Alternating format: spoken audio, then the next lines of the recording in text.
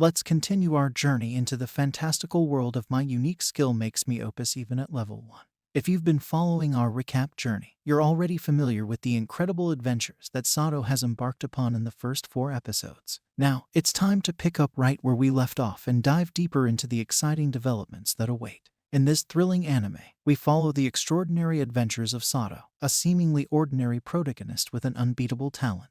From battling formidable monsters to uncovering rare treasures, Sato's journey is filled with surprises and challenges that will keep you at the edge of your seat. Don't miss out on the excitement. Let's embark on this unforgettable adventure together. Emily embraces their new house, finding happiness in cooking and leisure. Meanwhile, Sato trains in Nihonium, battling stubborn mummies. Depleted ammo prompts his search for more bullets. Picking up seeds elevates his speed stat. A new mummy appears, leading to a confrontation. Sato's powerful kick unintentionally splits it due to his hamming S-rank strength. Recognizing its effectiveness, he transitions from bullets to raw power. With a morning of rigorous training, his speed ascends from F to E rank. Back at the trading center, Sato encounters Nep, an attractive playboy seeking an arm wrestling match to gauge Sato's strength. Sato accepts and eventually overpowers Nep, impressing onlookers. Nep acknowledges Sato's prowess and requests another round, but Sato declines. Nep departs, disappointed, and attempts to punch Sato. Sato blocks the punch, prompting him to ask for Nep's intention. Nep invites Sato to join his group due to his leadership reputation.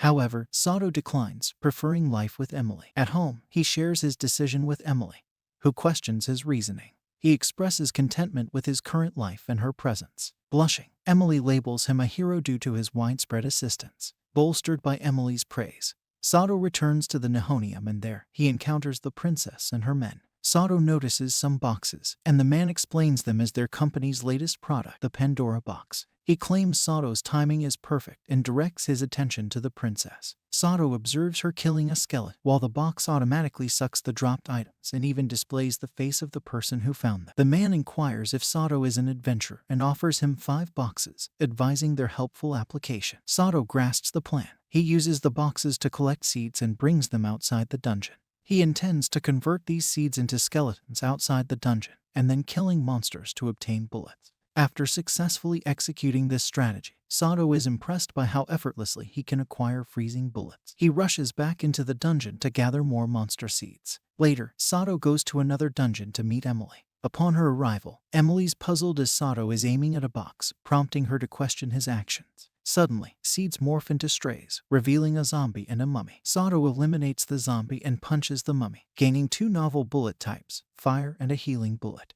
He accumulates various special bullets, but 1 box remains. Attempting to open it, he feels a powerful chill, attributed by Emily to an approaching magic storm.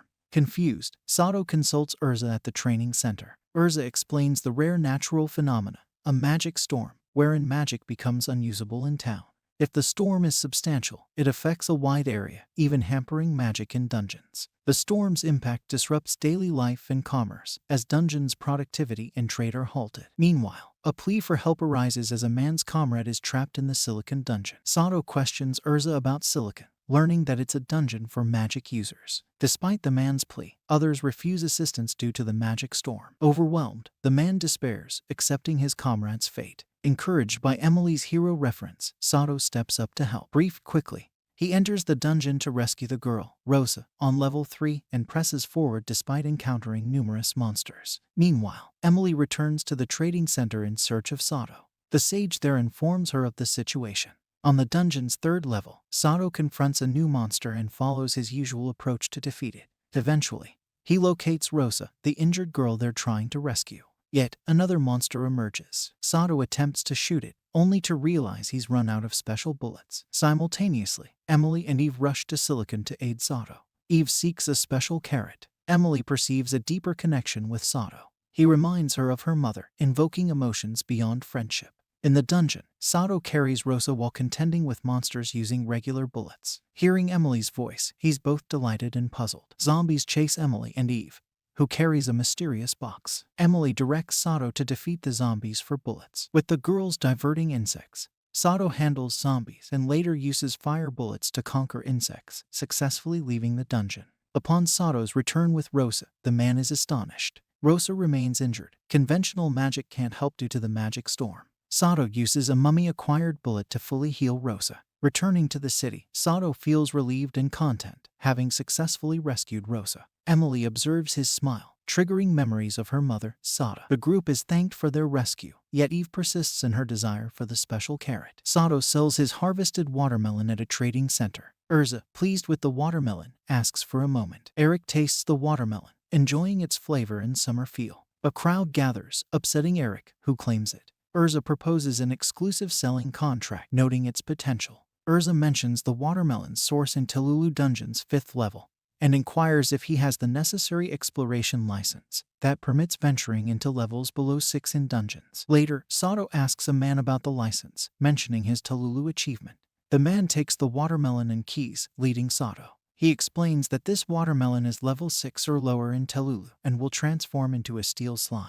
Steel slime proves to be a resilient creature resisting Sato's initial strikes. Using a frozen bullet, Sato hits the slime, freezing it and causing brittleness. The drastic temperature change weakens the metal, leading to the slime's explosion due to the conflicting temperatures. Impressed, the man designates Sato as a tester and grants him a license for Sacro levels 6 and below, recognizing his potential. After a few days, Sato and Emily arrive to catch 1.5 million kilos of tuna fish. Sato attempts to transform the fish into a stray, but it changes into a varilla, a gorilla that previously attacked their town. Sato calms Emily and immobilizes the gorilla with a frozen bullet, then kills it with a shot to the head from atop the ice. The gorilla vanishes, leaving regular guns and bullets. Sato is pleased to wield 2 guns simultaneously. At the trading center, where Urza informs him that a group from Adalbert has seized the 6th level of silica, the only place to obtain rice and wheat. To secure supply, Urza must raise the price of Sekro rice. Sato is then seen walking and searching for the responsible person.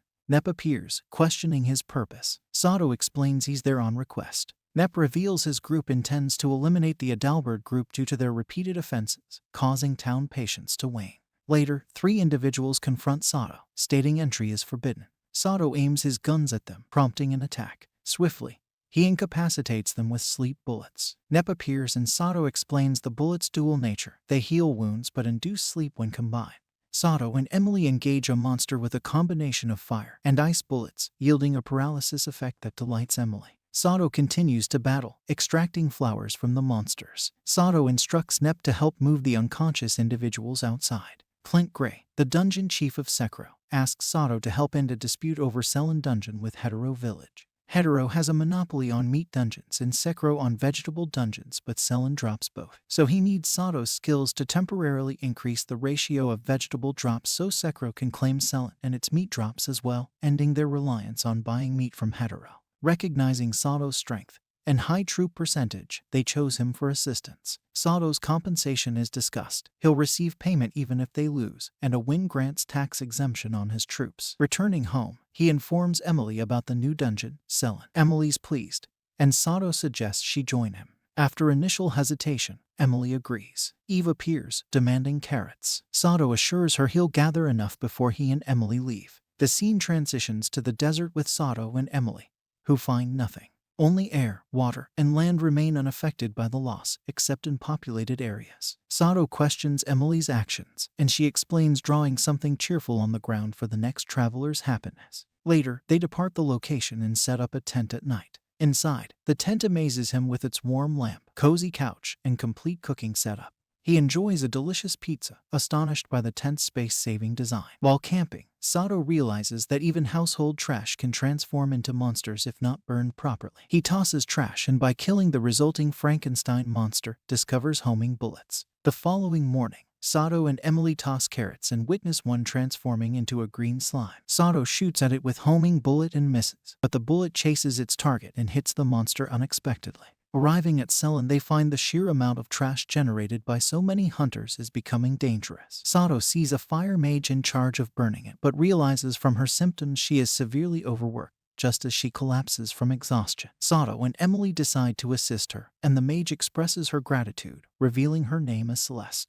They help her with cleaning the trash, leaving Celeste amazed by their skills. Celeste insists on working further, prompting Sato to cast a sleep spell on her. He allows the trash to spawn monsters to gather more homing bullets. Later, Celeste awakens and explains that drops from Selene are temporarily tax-exempt until its owner is determined. This leads to a surge of adventurers generating extra trash. Sato and Emily inform Celeste that they're heading to Sekro HQ and will return by lunchtime.